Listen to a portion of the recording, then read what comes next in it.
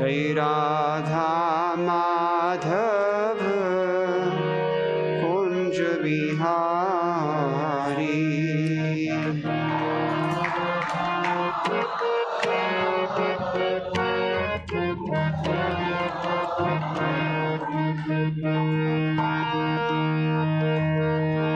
जय राधा माधव कुंज बिहारी।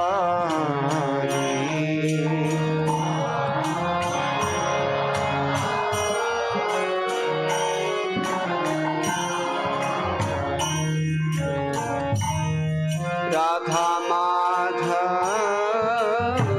कुंज बिहारी।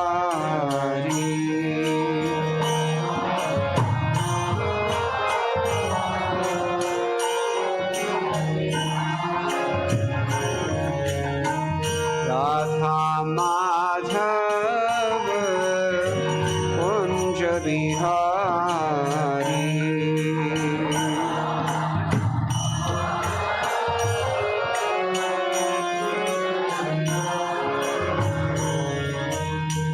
गोपीजन वल्लभ गिरिवरधारी।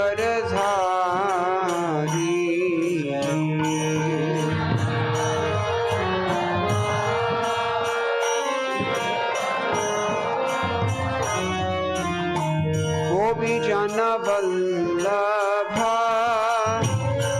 गिरिवरधारी।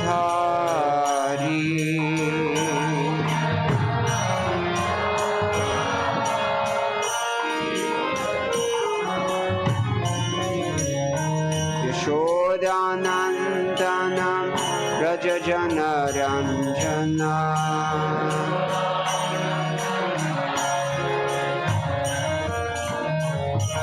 यशोदानन्दन व्रज जनरञ्जन।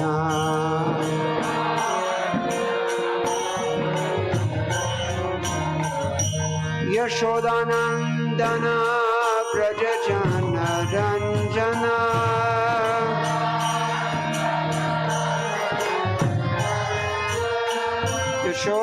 यशोदानन्दन व्रज जनरञ्जन।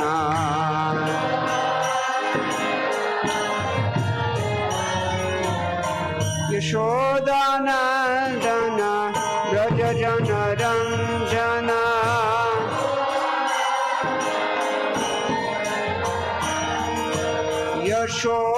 यशोदानन्दन व्रज जनरञ्जन।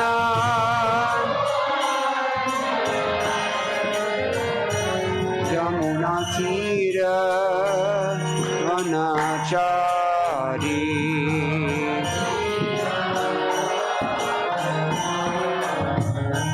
यमुना तीर वनचारी।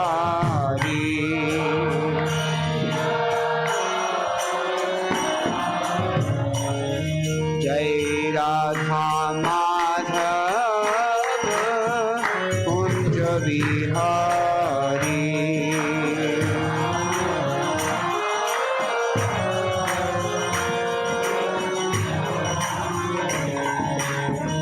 Radha Madhav Kunj Bihari.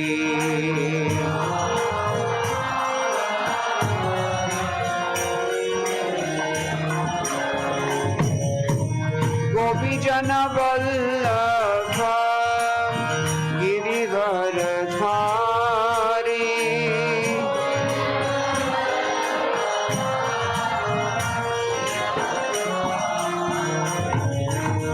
गोपीजन Vallabh Girivardhari.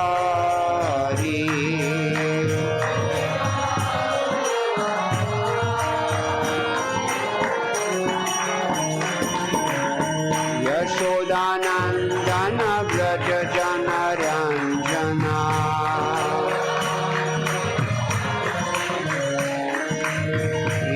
Yashodanandan Vraj जनरञ्जन।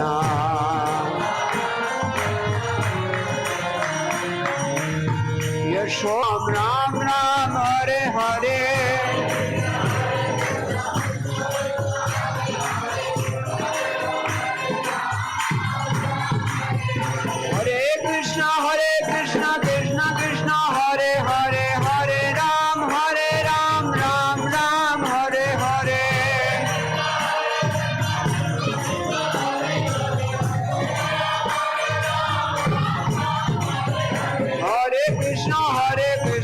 Krishna Krishna Hare Hare Hare Ram Ram Ram Hare Hare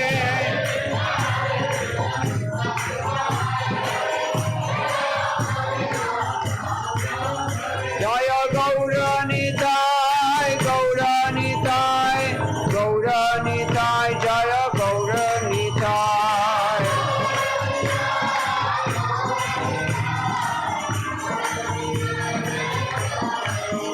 Jaya Krishna Balaram Krishna Balaram Krishna Balaram Jaya Krishna Balaram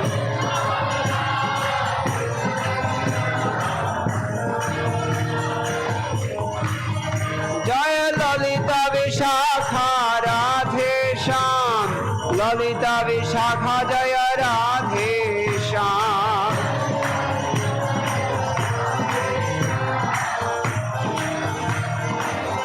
Jaya Jaya Prabhupada Prabhupada Prabhupada Prabhupada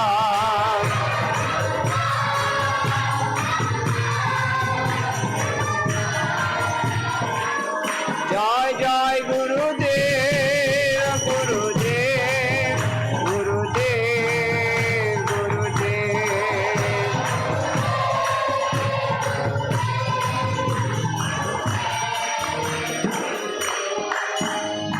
Yo Premanande Jai Om Vishnupat Paramahamsa Vishgal Acharya Ashtotar Shata Shri Srimad Srila Bhai Chanaran Bhaktivedanta Swami Maharaj Srila Prabhupada Ki Jai Go Premanande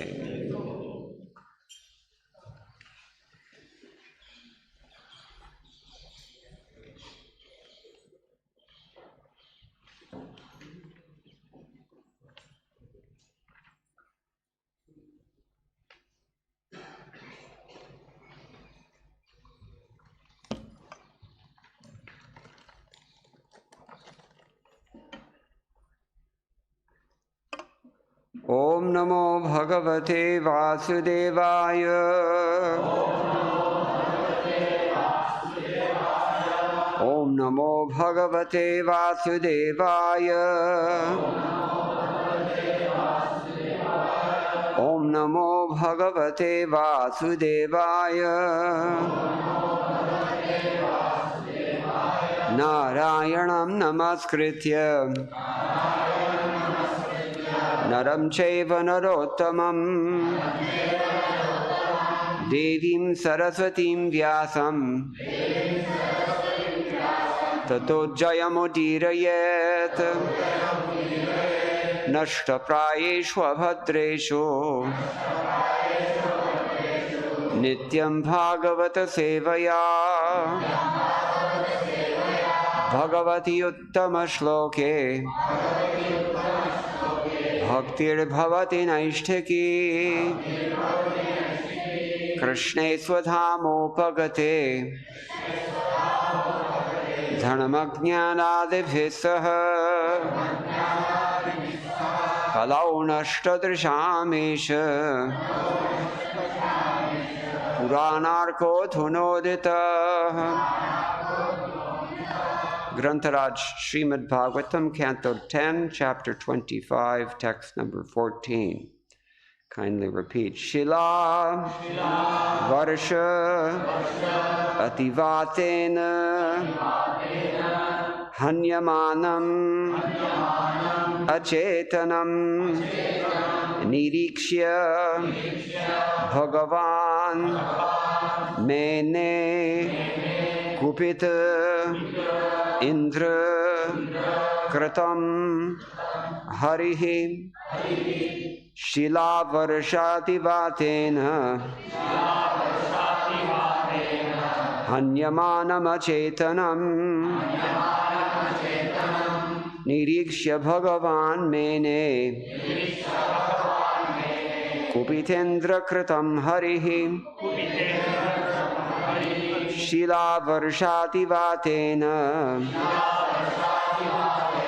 Hanyamanam Achetanam, Nirikshya Bhagavan Mene,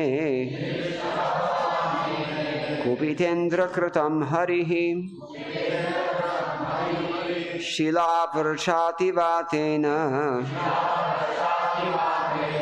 Hanyamanam Achetadam Niriksho Bhagavan Mene Kupitendra Kritam Harihi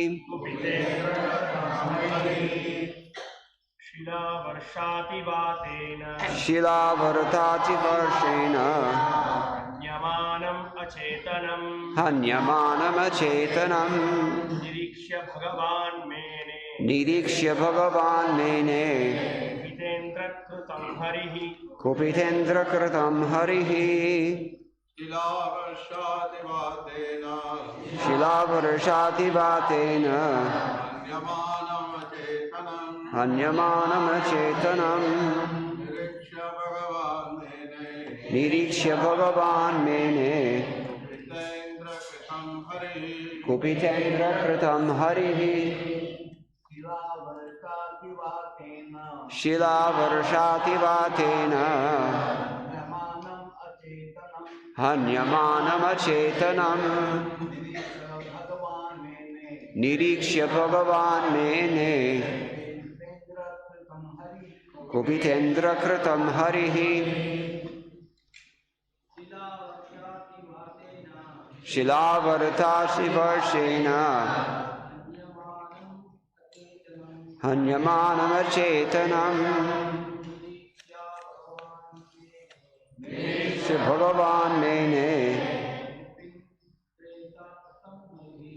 Kupitendra Kritam Harihi.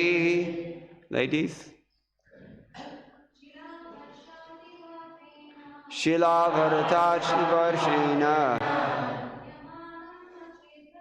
Hanyamanam Acetanam Nirikshya Bhagavan Mene Kupitendra Kritam Harihi. Shila of hailstones, Varsha by the rain, Ativatena and by the extreme wind. You too have to be a little quiet. Hanyamanam being attacked. Acetanam unconscious. Nirikshya seeing. Bhagavan the Supreme Personality of Godhead. Mene considered. Kupita angry. Indra by Indra. Kratam done. Harihi Lord Hari. Translation. Seeing the inhabitants of his Gokula rendered practically unconscious by the onslaught of hail and blasting wind, the Supreme Lord Hari understood this was the work of angry Indra. Kindly repeat. Seeing the inhabitants of his Gokula rendered practically unconscious by the onslaught of hail and blasting wind, the Supreme Lord Hari understood that this was the work of angry Indra.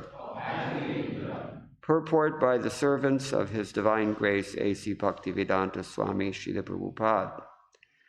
Srila Vishwanath Chakravarti Thakur explains that the severe distress Indra apparently inflicted on the residents of Vrindavana was an arrangement made by Sri Krishna's pastime potency to enhance the loving dealings between the residents and the Lord. The Acharya gives the analogy that for a hungry person, the pain of hunger increases the happiness he feels when he finally eats excellent food. And thus hunger, it can be said, to enhance the pleasure of eating.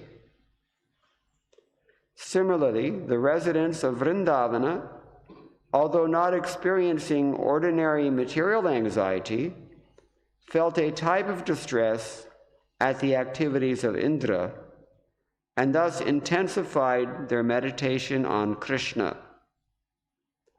When the Lord finally acted, the result was wonderful.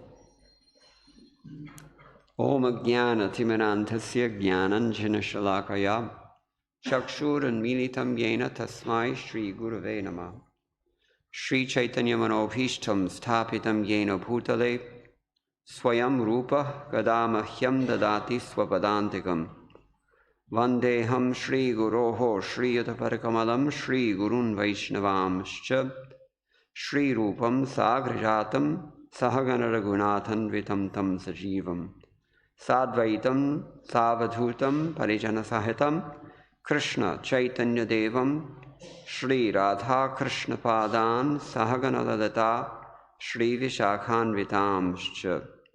Hey Krishna, Karuna Sindho Dinabandho Jagatpate Gopesha Gopika Kanta Radha Kanta Namostute Tapta Kanchana Gaurangi Radhe Vrindavaneshwari Vrishabhanu Sute Devi Pranamami Haripriye.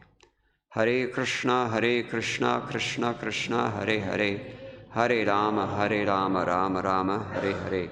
Madgavirapi Gopala Swikuryat Kripaya Yadi, Tadaiva Sahampaya Pitwa, Krishye Yustad Priyajnaha.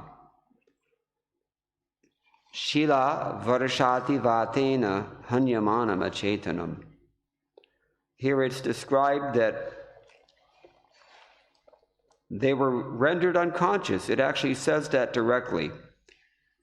And Hanyamanam literally means not only being attacked, but being killed. They were on the way to death. That's how bad Indra was harassing them. So it's quite serious. And how was he harassing them? Ativata, too much wind. Too much wind.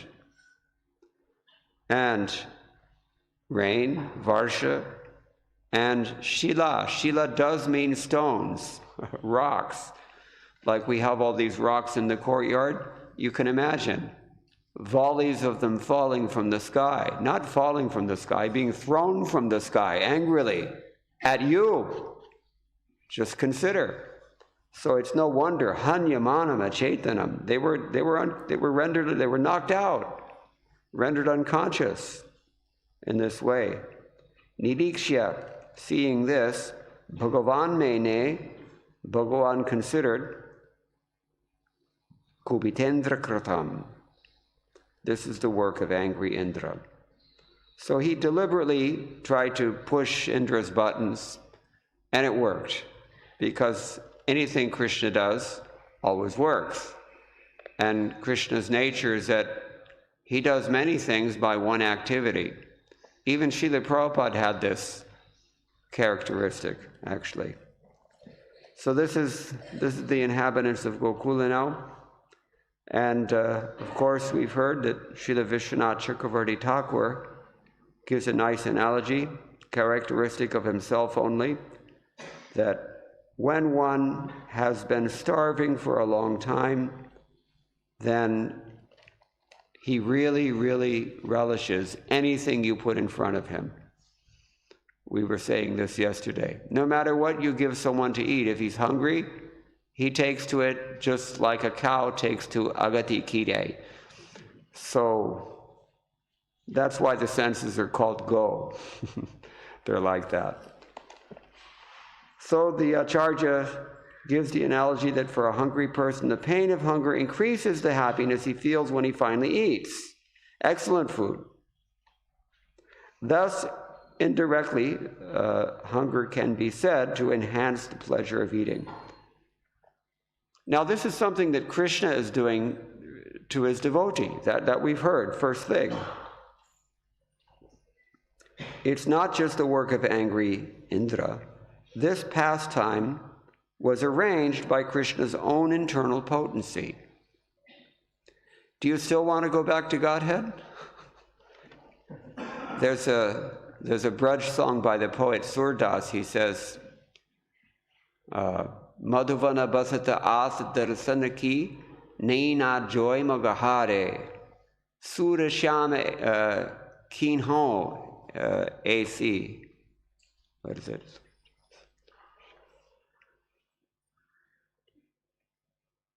I forget now. Suradasa Prema Kinho AC. Mritako Hute Punimari. The devotees in Vrindavan, when Krishna was there in Vrindavan, they had any hope of seeing him. But after Krishna went away to Mathura, all their hopes were shattered. Radharani especially was so distraught constantly for years that she would try to write a letter to Krishna to implore him to come back. But she could not write a letter because the tears were falling on the page with such force, just like these rains coming from Indra. Her tears were coming with that force.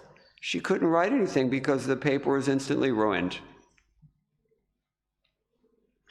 So, Surasham Kinhao Asi Prema, he says, this is how Sura's Lord loves you. This is how Krishna loves his devotees. Mritaka Hute Punimari. And we've already been killed, the gopis are saying, because when Krishna left to Mathura, they thought they would die. We've already been killed once, and now by sending this Uddhava back, you're killing us again. It's just awakening all those feelings of separation.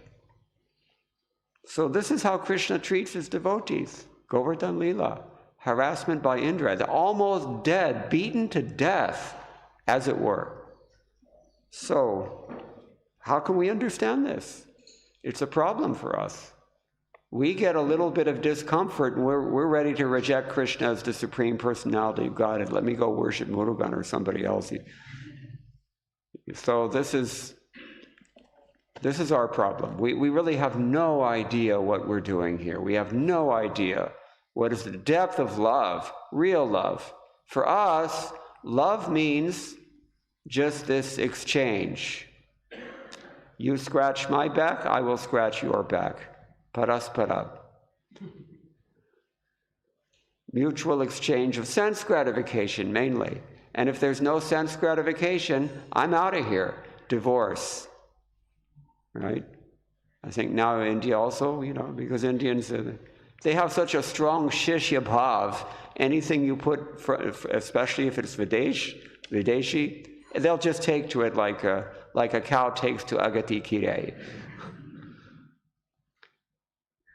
That's their faith. Somehow or other, strong faith in anything Videshi, isn't it? Like cell phones.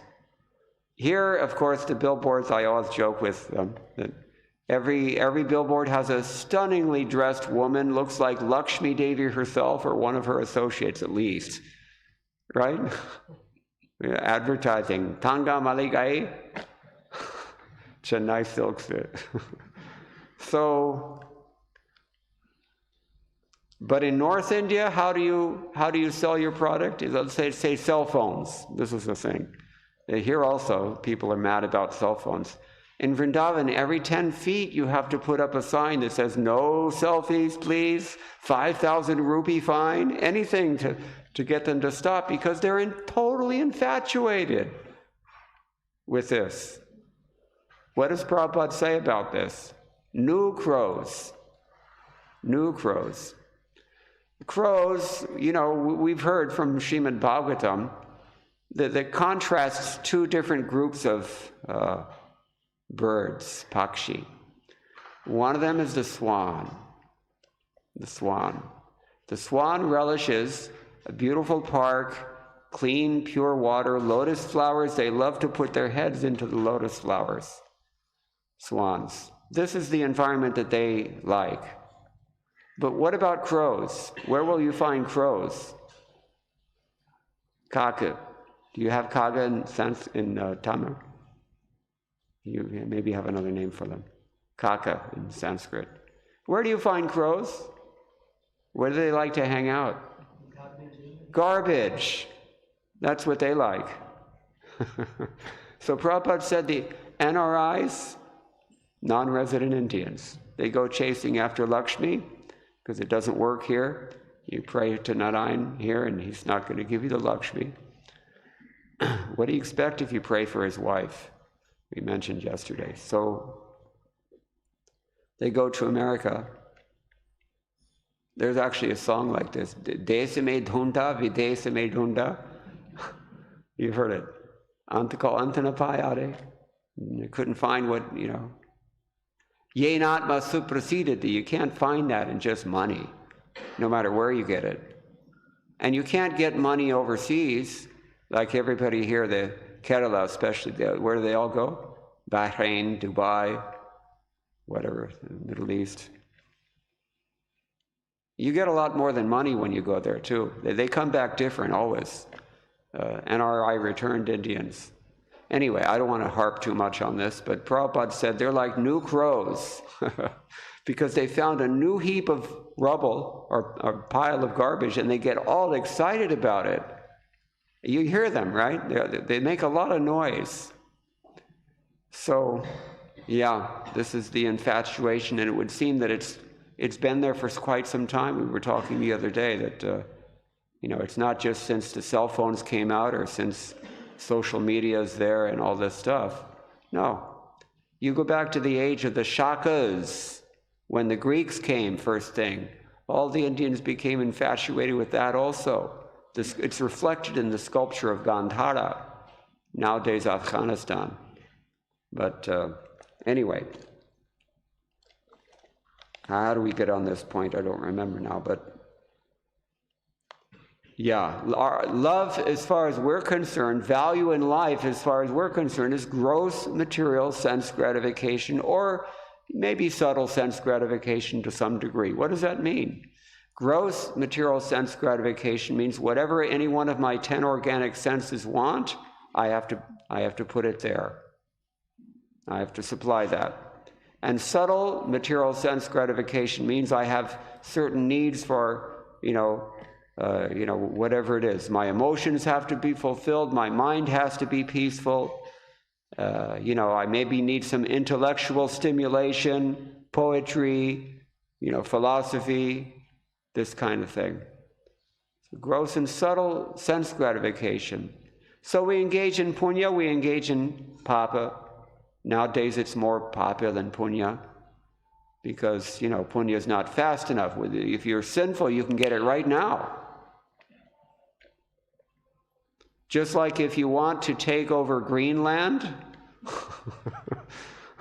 you can negotiate and you can ask but it's just easier to invade. They don't have an army. What's going to stop him? He already did it once in South America. So, this is papa. It's unethical.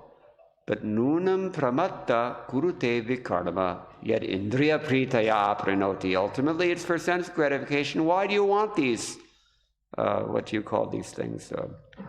Rare earths. Why is that the hot commodity now? Lithium and other things. Why? Well, you make money, and what's the money for? Well, you enjoy life. Enjoying life in their conception means gross and subtle sense gratification only. They can't see beyond that. No one has a conception that there's any purpose to life, that there's anyone controlling this life.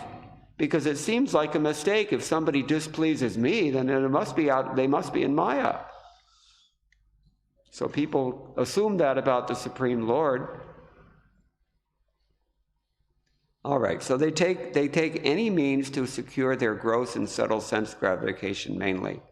They engage in piety, or if they don't have the patience, it's like Ayurveda. It's like the distinction between Ayurveda and allopathy. Ayurveda is, really pakka, it works, it's not going to cause any side effects, no problems, but you have to wait. There's a joke about this, because half the doctors now in Ayurveda, they're quacks. You know what a quack is? A bogus doctor. Yeah. We call them RMCs, rural medical practitioners. Everybody knows. You go to these outlying areas like Vrindavan, you can't find a decent doctor. He's not trained, doesn't know what he's doing. Believe it or not, one time I was in Vrindavan, I got severe febrile illness.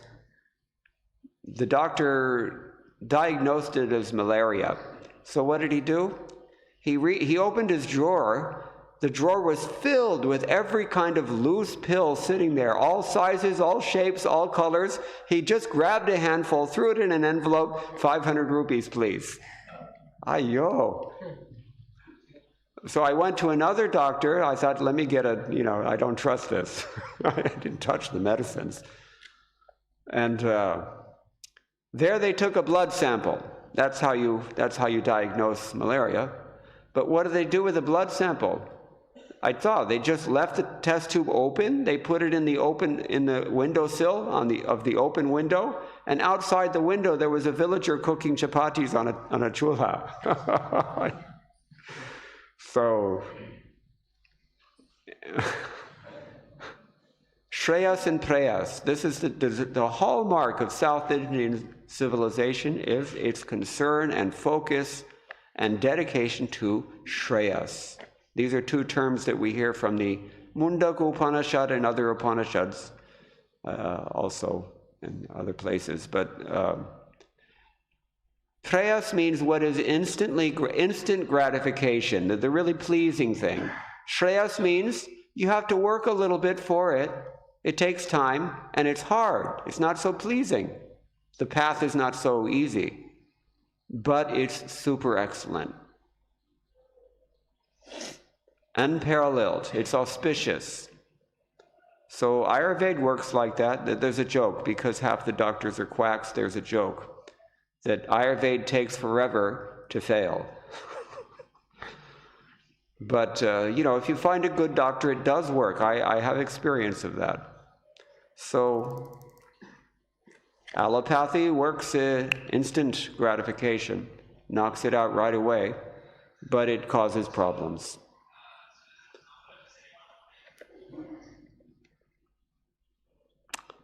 You remember when the pandemic was there, everybody was going to get their Covishield? Is that what you got here? That's what we got in the north.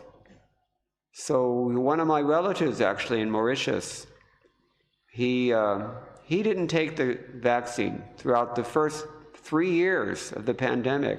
He didn't want to take the vaccine, but finally there's so much pressure from work, and there's pressure from his colleagues, and there's pressure from his family and friends.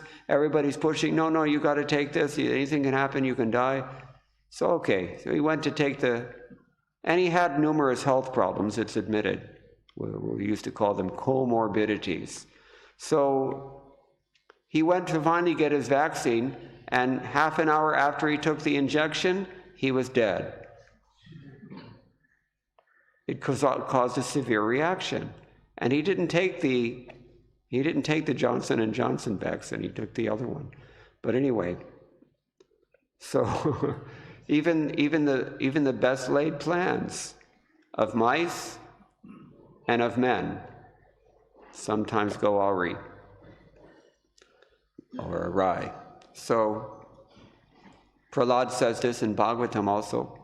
Parents, they do everything for their child and they cannot find a cure. We know this. Final cure is only one. Who is that? Dr. Guru Vairappa. So he always works if he wants to. Anyway, for his devotees, the point here is that sometimes Krishna is a little hard with his devotees. And we have a hard time with that because we're just probate devotees. We are devotees in training.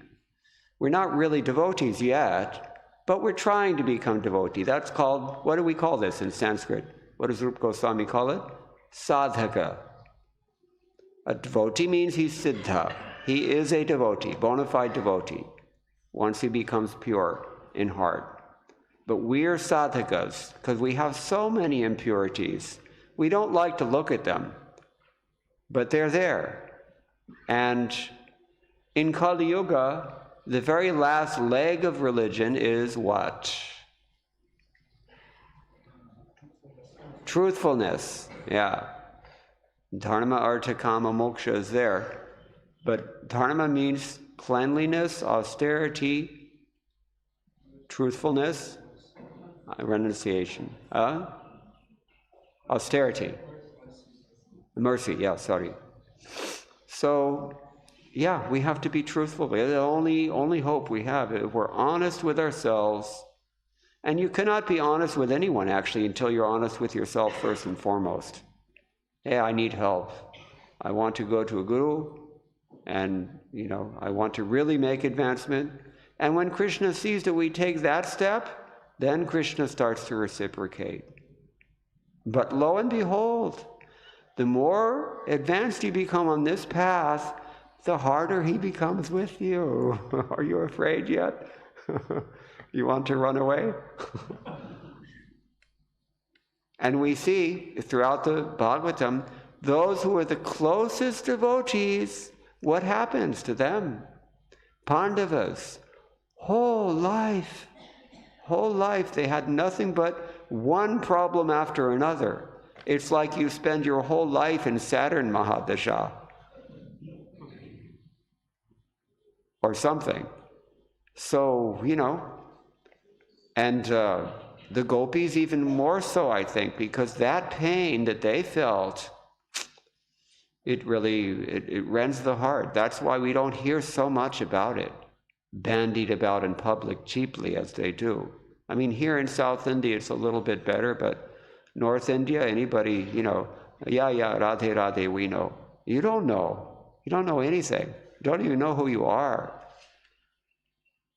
Anyway, the point is that from our perspective, from a mundane perspective, when we see, and we don't even see it, actually. We're so dense.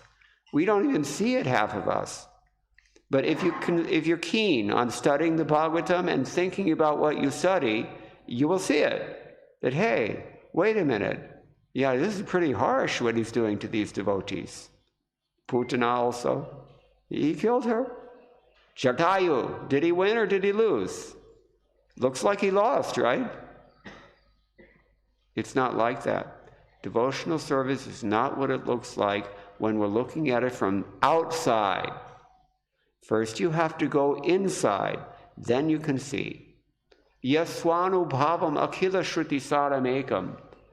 The only thing that's going to help you to really understand this Bhagavatam is the only thing that the Bhagavatam contains. Personal experience, Swanubhava. In this verse, we're talking about the Swanubhava of Shukdev Goswami. Yaswanubhava makila shruti saramekam adhyatma deepam atitirjatam tamontam. Ityadi. So,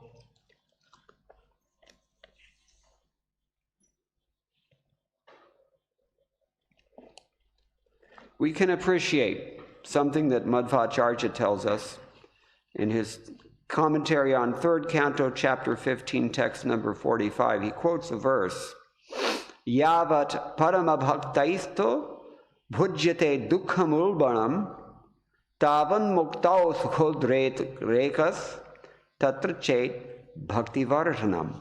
It's very, very powerful verse. What does it mean? For the best devotees, that is to say, when we actually become pure devotees, then any kind of even intense difficulty that we have to undergo, pain, protracted pain, very intense pain, mental pain also, this is a big one in Kali Yuga, it serves only to increase what? Ecstasy, bhakti sukhodrekas. So bhakti vartanam, and devotion also, it increases. And that's the only way that Kunti Devi can pray, Vipadaha santu, ta shashwat. May these difficulties keep coming again and again and again. That's the only way that these gopis can stay alive. The ecstasy of their pain and separation, which is inconceivable to us, that alone keeps them alive. They feel Krishna's presence in that pain. When I was in college, we had to translate we had to translate several things, but there was one modern Hindi poet. He wrote a poem called Agni Desha, which is kind of hard to find. In fact, I don't even remember the poet now either, but maybe it was Agneya, but I'm not sure. Anyway, he's describing hell.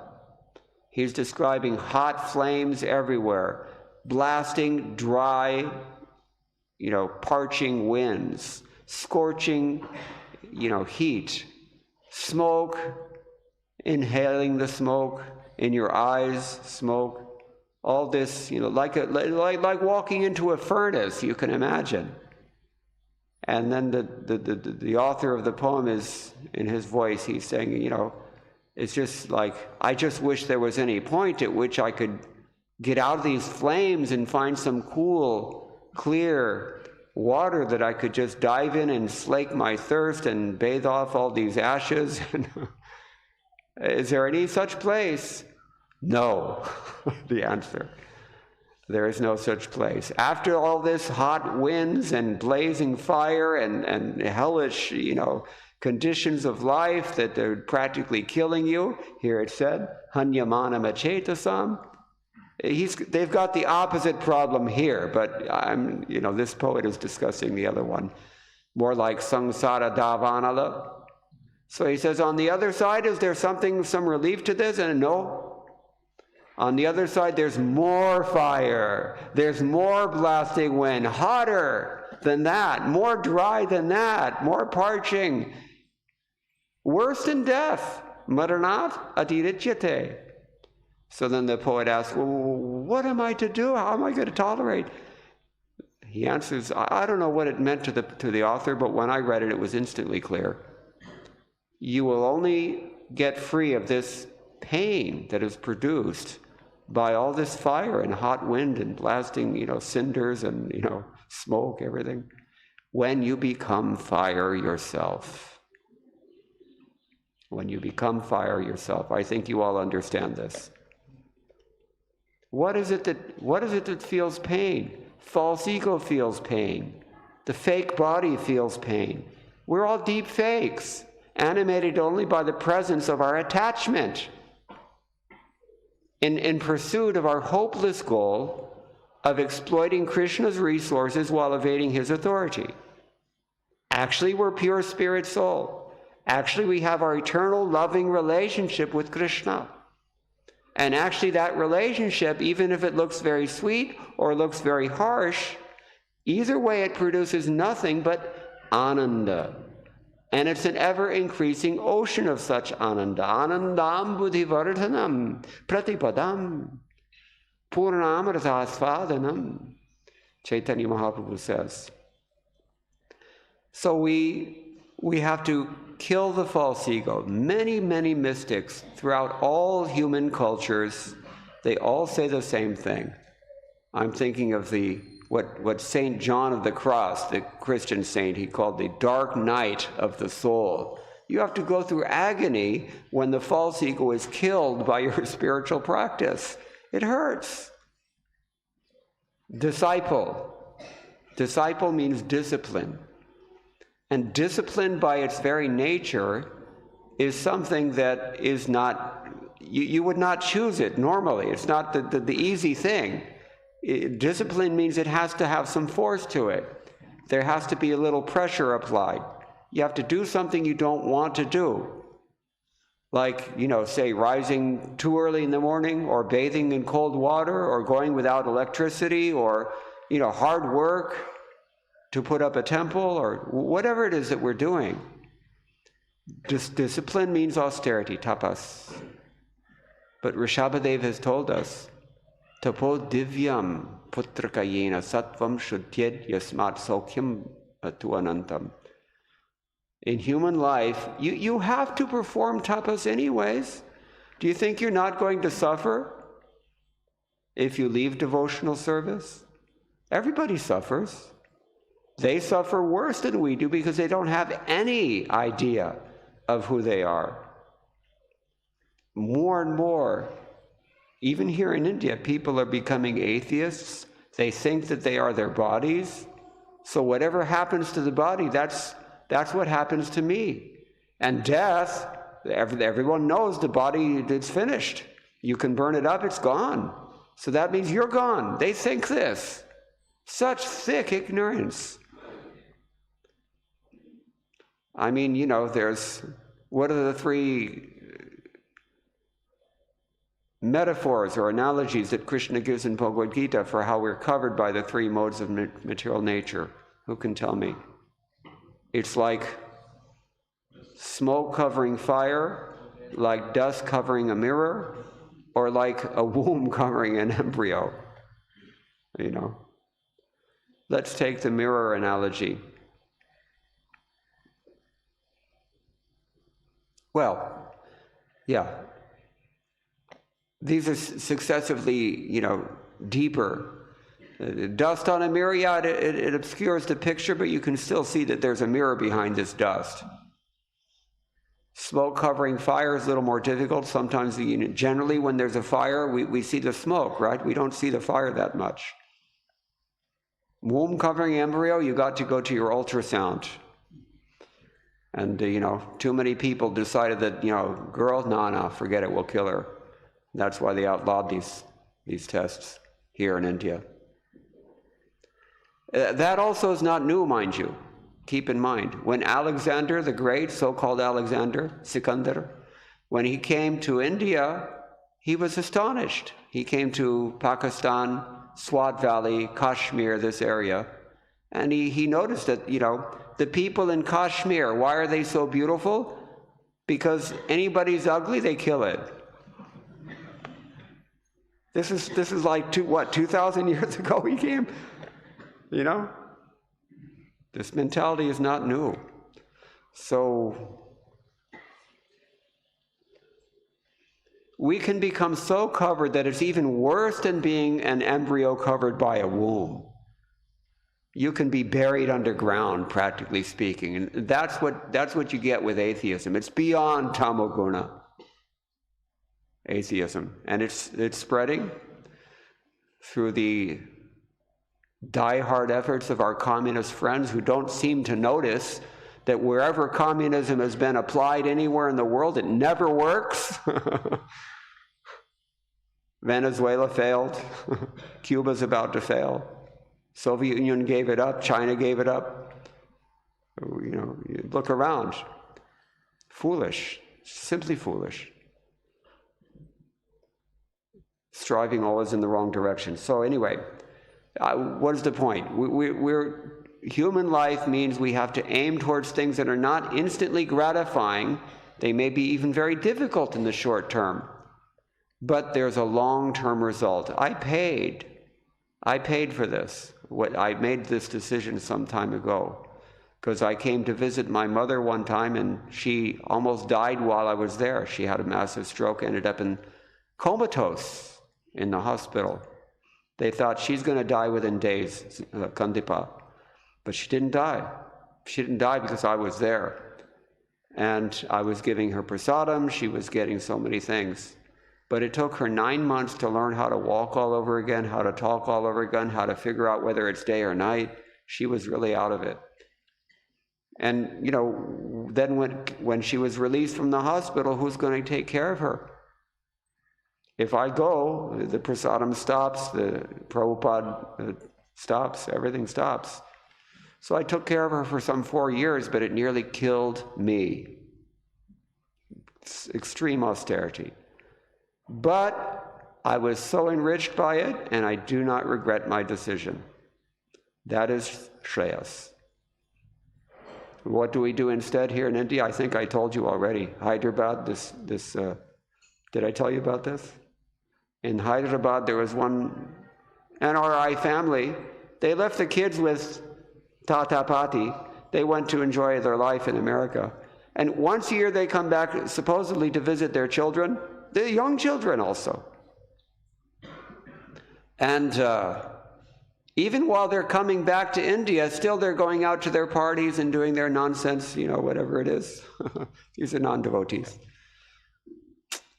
So, what do you expect is going to happen from that kind of prayas? It's not going to satisfy you. And your child is going to grow up understanding that I'm not loved. And so he'll seek love outside somewhere. And he'll generally do so in perverse ways. And he'll do anything and everything to find it, whether it's ethical or virtuous or not. So Shreyas is the hallmark of South Asian civilization, and this should be the goal of a human being. We're not even talking about Krishna consciousness yet. This is sub-Krishna conscious subject matter. Just to be a human being, you should be concerned about Shreyas, because that is what dharma is based on. And dharmasya hina kya? Pashubhi samana. Eating, sleeping, mating, and defending. We have these things in common with the animals. We're not saying don't eat, don't sleep, don't mate, don't defend. It's okay, you can do that. But do these things within the purview of dharma. Otherwise, you set a bad example for others, and you set a bad example for yourself. I mean to say, you create problems for yourself. You will frustrate your own, certainly your spiritual life will not get off the ground, but even your material life will not be auspicious. There's no opulence manifest in life that doesn't have a long history of tapasya behind it, and we've been discussing. You can call it tapasya, you can call it discipline, you can call it dharma, you can call it shreyas, whatever you want to call it. You have to do this. That's human life. Persons who take this step of embracing things that are not necessarily easy, things that are difficult, those persons are fit candidates for devotional service, because devotional service cannot always be easy either. You can find this out very easily, very quickly, if you go out on book distribution, especially if you go out for book distribution in a foreign country where not everyone is Hindu. Even here, they're not always Hindu. Try going for book distribution in Deoband, Uttar Pradesh. You maybe don't know that place. The actual name of it was Devavandya, and it was a great seat of Brahmanas. In fact, all the caste Goswamis in Radharaman temple, they're mostly coming from that place, 500 years back. What is it famous now for? Anybody know? A breeding ground for terrorists, because all the biggest masjids in India are in that place, Deoband. Anyway, now I've lost train of thought. Yeah? Yeah, I mean, that's the general theme. So, Shreyas. Yeah, we want to cultivate Shreyas. It's very healthy for devotional service.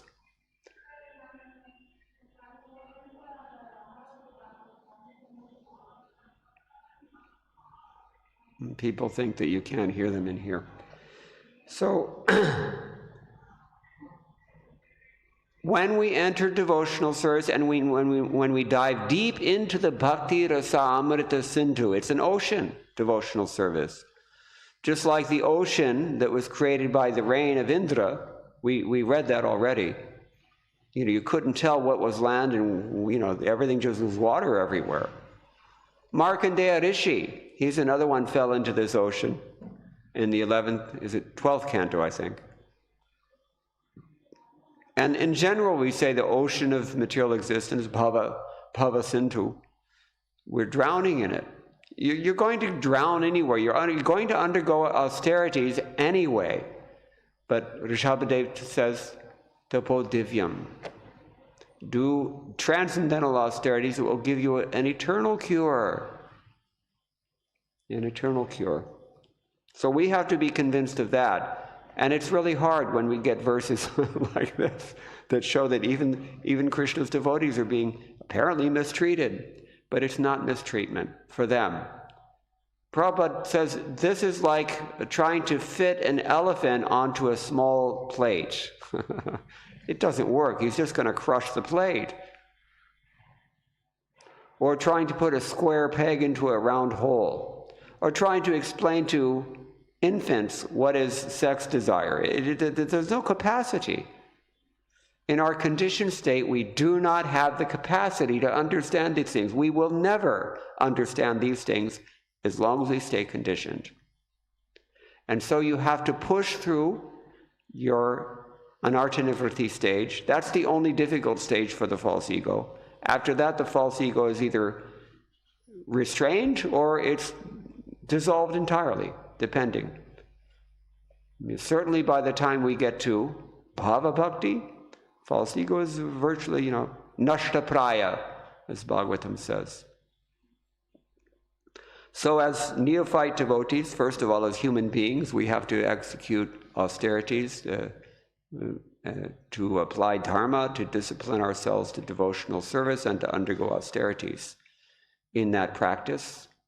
And then, as we mature in bhakti, we have to recognize more and more that this so-called difficulty is actually the springboard for great ecstasy. But it's going to take some time in most cases. Not necessarily. There's nothing that really requires time here, but we take our time. That's the problem. We take time. And therefore our own suffering, even in suffering that we perceive in devotional service, it's prolonged because we're taking our time. If we practice what Bhagavatam calls tivra bhakti, tivra manam, you say in Tamil, right? Intense devotion, then you get through this stage of anartha-nivritti very quickly, everything is stable, and then the advancement is very quick. It's like a J-curve of biological growth. Any scientists here, natural scientists. You have a Petri dish and you put some bacteria in there, and if they have a high rate of multiplication, then for some time the line is like this on the Cartesian graph, and then at a certain critical point it just shoots up, and because they've reached such a number that they just overtake everything. Devotional service can be like that in the latter stages. After nishtha, then we can advance very quickly. That we need to remind ourselves every day, practically, because we're thinking, oh, I'm just struggling so much, and when you get old, it gets harder. So do your austerities, get used to it now when you're young. You think it's hard now. It's only going to be more difficult later on. But if we gain this taste, ruchi, that comes after nishtha, having gone through the austerity, having paid our dues, as it were, for becoming real disciples, not fake disciples, then we will get over it. And that is what it means to become fire, in the words of our Hindi poet. And then when we read verses like this one, we don't get so confused. Vishwanath Chakravarti Thakur says, this difficulty that Krishna puts on his devotees, don't think it's the guy next to you causing me the problem. Sometimes we do that also. Oh, the devotees are so, fill in your favorite criticism. But it's not the devotees causing you your problems. It's not your karma causing your problems. It's Krishna, because we're trying to be devotees, and Krishna's reciprocating with that. So recognize it soon, and recognize it maturely. Do the needful. The ball is in your court. Go fast. Be serious. Practice tivra bhakti. Then you'll come to this stage of real taste. Then you'll understand what the Vrajavasis are tasting. Nobody's complaining about Govardhan Leela. Everybody says Govardhan Leela is the very best. Do you hear the Vrajavasis criticizing Krishna for putting them through such difficulty? No, never. They're not even criticizing Indra. That's Krishna's business. If somebody is really wrong and giving you a hard time, let Krishna take care of it, unless it's your dharma. And there's only one person who has that dharma, that is the administrator. But otherwise we have to tolerate trinadapi. Sunijena, we discussed the other day, like potato. Even after the potato is relieved from that position underground, what do? Somebody cuts it up and they eat it and they ingest it. And then they, leave it in the toilet and flush it down.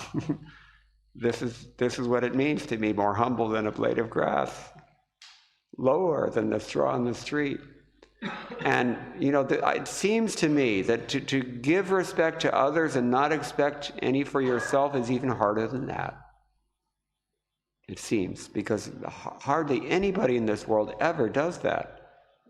We always want to criticize, and we always looking out to promote ourselves, and yeah, so we have to embrace this mood, just like we have to go deep into the fire, and when we become fire, we become blissful. More fire, more bliss. That's how it works. Or Prabhupada said, deep water fish in the Bhakti Rasamrita Sindhu. The deeper you go, you're safe. If you're just playing around in the warm waters on the surface, some bird is going to dive down and catch you. So, I don't know what else to say, but maybe we can stop here. If there's any questions or any comments, anybody, we can discuss further. Yes? Discussing about expecting respect, and is that we have practically, we've seen that as a managers, we have this challenge when neophyte devotees come to do the service, they expect recognition. So then we do that. They expect congratulation. Yeah, great. You don't. Nice. Unless my name's up there on the plaque, I'm not giving anything. Yeah. This is mode of passion. For the beginning is okay.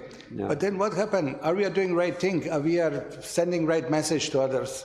Because then the later one, the so-called senior, they expect, we are never getting any recognition. Is it? Well, there's logic to that. One of my godbrothers, he didn't last, but while he was a manager, he had his own community, and he said, in our community, generally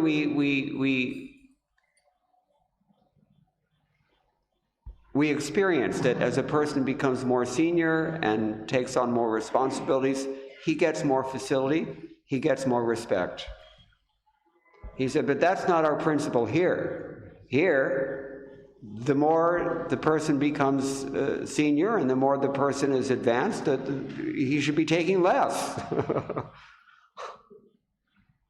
What this godbrother didn't understand is that there is such a thing as maryada. You have to give respect. That's a question of dharma, which, generally Westerners do not have any conception. I'm always frustrated with Tamil because I want to use this word clueless, and it does not exist in the Tamil language. There's no single word, as far as I've been able to tell, for the last 4 or 5 years. There is no such word as clueless. But the Western people, you should understand, when it comes to anything dharma, they are absolutely clueless. They don't even have the slightest idea. No concept whatsoever. That's why there's no word for it in English. That's why Prabhupada's books in English, whenever dharma is there, I counted 24 different ways in which Prabhupada translates it.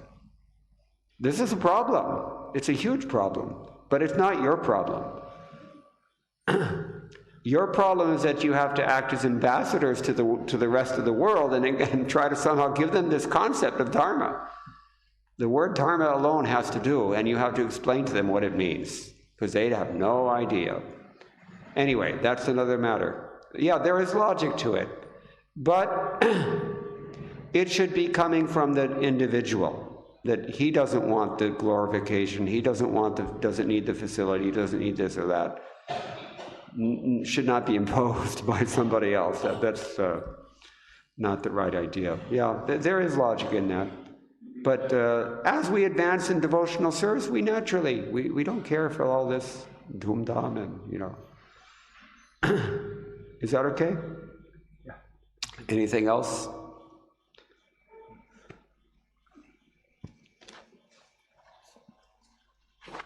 Hare Krishna. Yes, Hare Krishna. In Tamil Nadu and I think other south states, when they keep Krishna deity in the house, they remove the flute. So the idea is he will blow away all my belongings. So this is the confusion that when Krishna gives suffering to his devotees and to normal people, they think that, I don't want to become Govinda. Right? Somebody's finished, you say, oh, he's Govinda. Yes. So that's confusion is there with the neophytes. That, right. Krishna... And, it's made worse by the Shastra because Krishna says, Mrityu Sarabharashtam. The word Hari itself means he takes it away. He's not only Chitta Hari, he's also Vitta Hari. that they're afraid of. Yeah, well, what to do? Maybe, here's the thing. When Krishna takes something away from you, maybe it's because he wants to give you something better. And people who are enjoying their deep slumber, they don't want to wake up.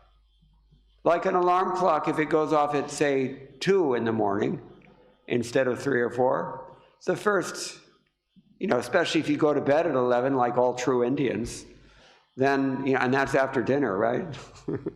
10 o'clock at night. Who's going to want to get up at 2 a.m.? So you just want to smack the alarm clock and turn off the alarm, right? This is the problem. This is why people don't want to worship Krishna. They're enjoying their slumber, or they think they're enjoying their slumber, until it backfires. And it always does. Then you go to the doctor and you get your report back and he says, I'm sorry, it's stage 4. Then what do?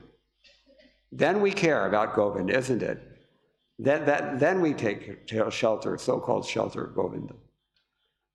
So this is our disease, conditioned souls. Like I said in the very beginning, we're freaked out by hearing verses like this, the way that Krishna, his own internal potency, is arranging all of this. And it's working under his direction, mayadhikshena prakritihi. Doesn't say which prakriti, both of them. So, yeah, that's why Prabhupada always emphasizes, you have to open the jar and taste the honey yourself. You will not be able to understand Krishna consciousness by analyzing it from outside Krishna consciousness. It is totally subjective, and that does not mean that it's not also objective. It is scientific, kandipa, but it's a subjective science, if you can manage that. Is that okay? You have to experience it. You have to do it, Baba. You have to chant yourself. Then you'll understand everything. So, these are people who say like this. These are these are the people who vote DMK in general, I would say. So, you can't really help them too much. They don't want to be helped because they don't want to wake up. And as Prabhupada said, somebody who's sleeping, it's not so hard to wake them up because you can hear still, even when you're sleeping. When my mother was in the hospital, I told you, even she's comatose, doctor said they can still hear, even when they're comatose. They know what's happening. They just can't, they have no control. So, you can wake somebody up who's asleep, but if somebody's only pretending to sleep, that person, you'll never be able to wake them up. And these people are pretending, or as I said yesterday, they're hiding in unnatural happiness, pretending to be atheists, pretending to be asleep, pretending to not want Krishna. Everybody wants Krishna. They really do. They really do. Especially here in India, we have these pseudo-atheists. They're no atheists. I told this story when I was in Sri Rangam last time. After visiting the Periya Koil and seeing Periya Perumal and Periya Thayar, then, I packed my bags and went to the airport in Trichy, and this Periya security guard asked me, "What's in the bag?" very authoritatively. So I just smiled and said, "Chinna Perumal." Couldn't keep a straight face, Inside, the Krishna consciousness is there. Pretending to be a harsh security guard, but that love is there. So there's no atheists here. In the West, we have a saying, in foxholes there are no atheists. On the battlefield, that is to say, there's no atheists. Everybody believes in God at that point. So, it is there. You can't erase it. You can only efface it. You can try to suppress it, you can try to hide it, you can try to, tweak it in so many ways. It's not going to go away, my friend. It's going to be there forever. It's what you are.